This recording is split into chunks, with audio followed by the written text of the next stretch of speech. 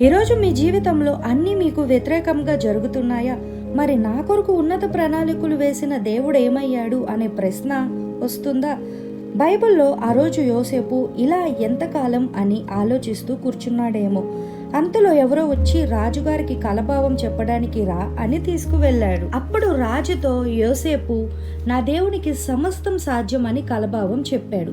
అది విన్న రాజు నీవే ఈ దేశాన్ని పరిపాలించుటకు అర్హుడువని ప్రధానమంత్రిని చేశాడు. అలాగే ఈరోజు మీరు నీతి తప్పకుండా బ్రతుకుతున్న కష్టాలు ఎక్కువయ్యాయా? అయితే మీకొచ్చే బహుమానం కూడా బహుశ్రేష్టమైంది. కాబట్టి ఆ రోజు వచ్చే వరకు మీ ఆత్మీయతను పోగొట్టుకోకుండా జీవించాలి అనే విషయాన్ని గ్రహించండి. ఎలాగైతే చెరుకుగడ నలగకుండా చెరుకు రసం రాదో, అలాగే క్రైస్తవులో ఆత్మీయత, శక్తి, భక్తి ఇతరులకు కనబడాలంటే నీవు నలగగొట్టబడాలి. దేవుడు నిన్ను ఆశీర్వదించాలంటే నీవు విరగగొట్టబడాలి.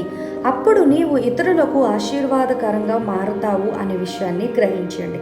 కాబట్టి ఈరోజు దేవుడు నిన్ను అనేక పరీక్షల గుండగా తీసుకువెళ్తూ నిన్ను విరగగొడుతున్నాడేమో. ఆ పరీక్షల వల్ల నీవు కలిగి ఉన్న పరిస్థితులను బట్టి, బాధలను బట్టి నీవు దిగులు పడకూడదు అనే విషయాన్ని గ్రహించండి. ఒక శిలను అందమైన శిల్పంగా తయారు చేయడానికి శిల్పి కొట్టడం లేదా? అలాగే దేవుడు కూడా మన మంచి కోసమే మనల్ని కొడతారు, విరగగొడతారు, నలగగొడతారు అనే విషయాన్ని గ్రహించండి. ఈరోజు దేవుడు నిన్ను, నన్ను, మనల్ని ఇతరులకు ఆశ్చర్యాన్ని కలిగించే విధంగా చేయాలంటే చెక్కబడక తప్పదు అనే విషయాన్ని గ్రహించండి.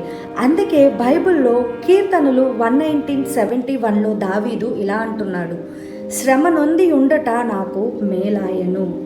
శ్రమల్లో, పరీక్షల్లో భయపడకుండా, దిగులు పడకుండా విశ్వాసంతో ముందడుగు వేయండి.